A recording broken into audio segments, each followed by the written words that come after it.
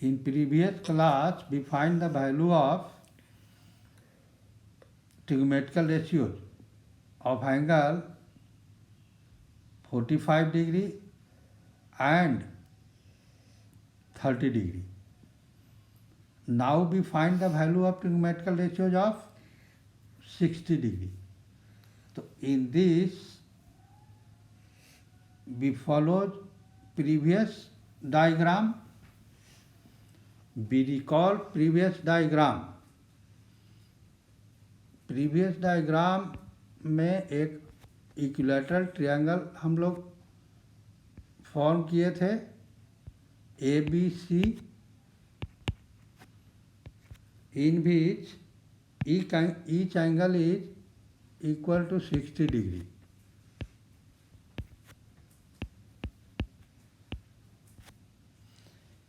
इसके बाद इसमें हम लोग एक परपेंडिकुलर ड्रा किया ए से BC पर AD, which bisect angle A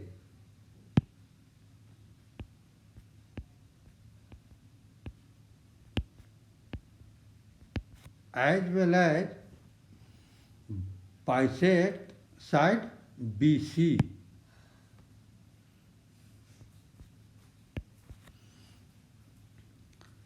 And we assume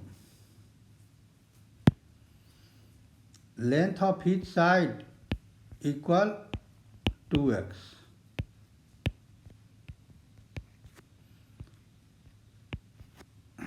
So BD and DC both are equal to x, and we find the value of AD using Pythagoras theorem in previous diagram and get AD equal root 3x. Now we find the value of trigonometrical ratios for angle 60 degree. तो sine ratio लेंगे. अब 60 degree का angle C पर भी है, B पर भी है, तो आइदर ट्रायंगल ADC लेंगे और ट्रायंगल ADB लेंगे. तो if we consider triangle ADC, तो in triangle ADC sine angle C equal, तो C के लिए परपेंडिकुलर AD हो गया, हाइपोटेनियस AC हो गया, तो साइन 60 डिग्री इक्वल AD हो गया रूट 3x अपॉन AC हो गया 2x, x कैंसिल हो गया, रूट 3/2 आ गया.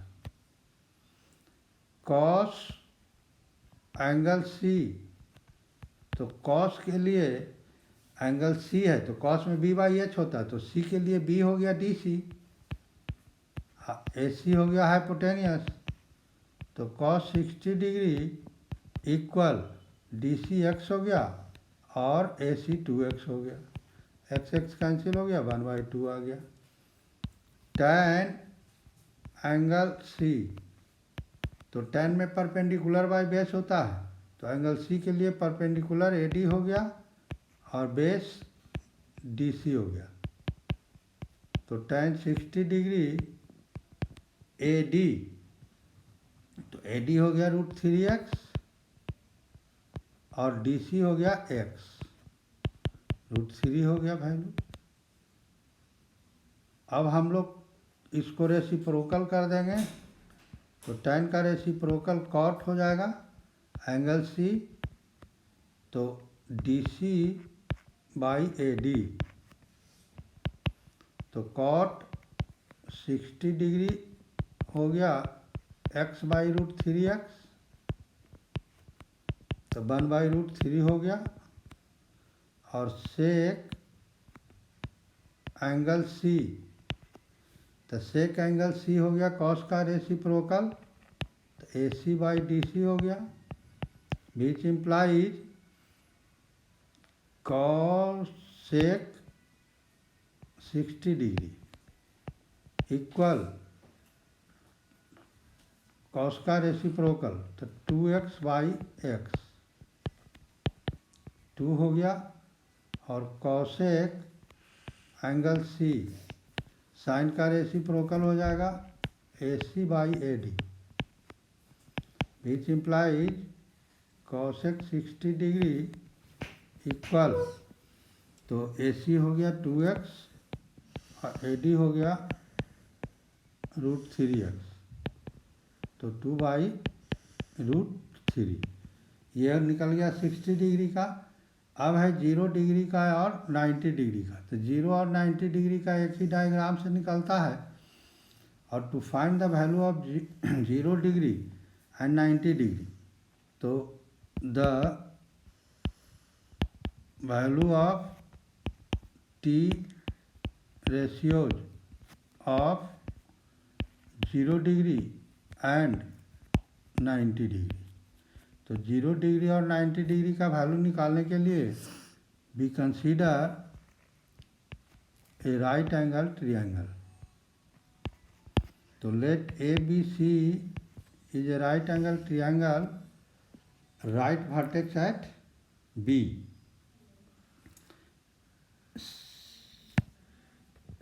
Angle C and angle A are acute angle. Now we rotate CA towards BC, तो CA को हम लोग टुवार्ड्स BC रोटेट करते हैं, तो then angle C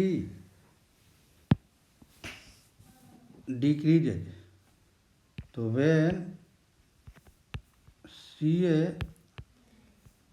rotates towards BC, angle C decreases, angle A increases, AC decreases, AB decreases. When CA coincide to BC, then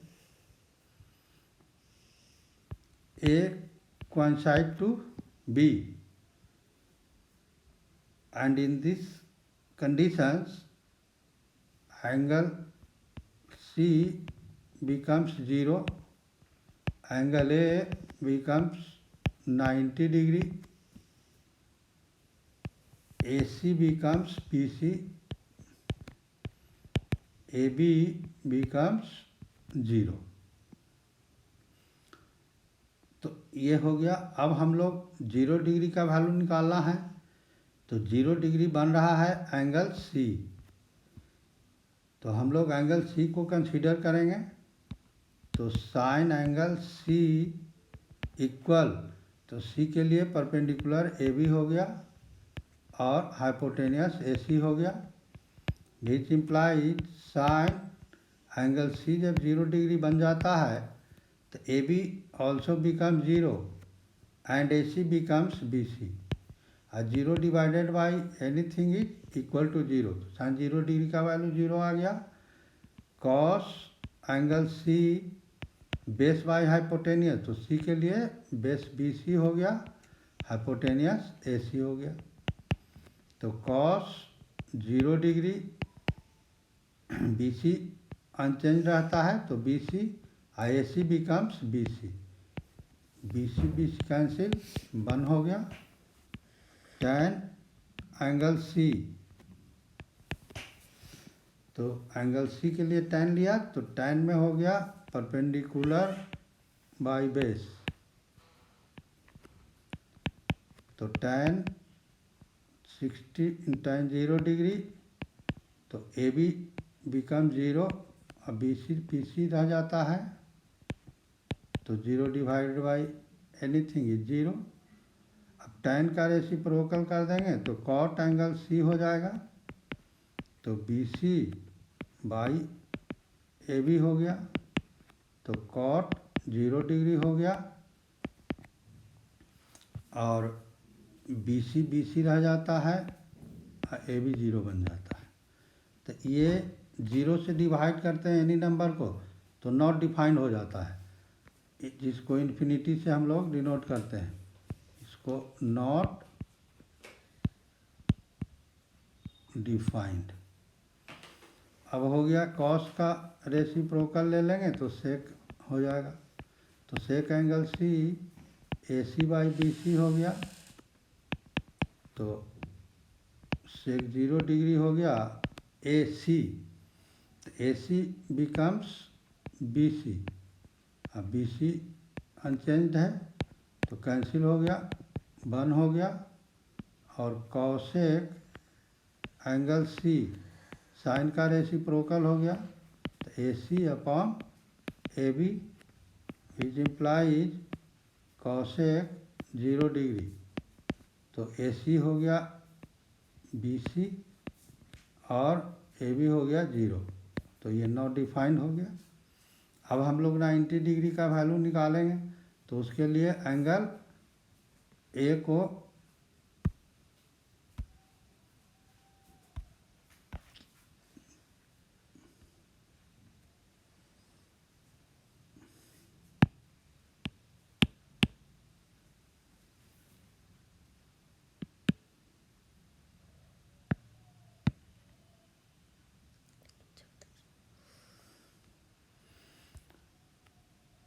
तो 90 degree का value निकालने के लिए एंगल ए को कंसीडर करेंगे, तो साइन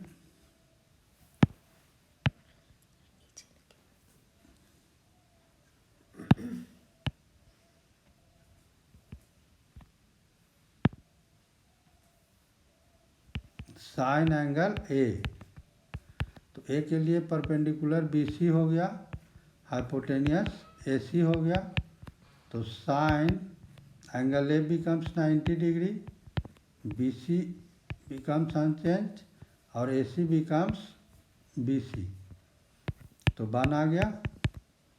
अब कॉस एंगल ए, तो बेस हो गया ए के लिए ए बी, हाइपोटेनियस ए सी, तो कॉस 90 डिग्री, तो ए बी 0 हो गया और A C becomes B C, तो ये 0 डिवाइडेड बाई एनीथिंग 0 हो गया। और टैन एंगल ए, तो टैन में एंगल ले लिया, तो ए के लिए परपेंडिकुलर बी सी हो गया और बेस हो गया ए बी,